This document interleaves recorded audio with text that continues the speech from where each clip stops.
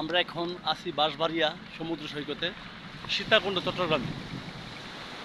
অনেক সুন্দর একটা মনোরম পরিবেশ, নিরিবিলি নিরিবিলি একটা পরিবেশ, মনোরম দৃশ্যকর। এখানে লোকালয় খুব কমই আছে।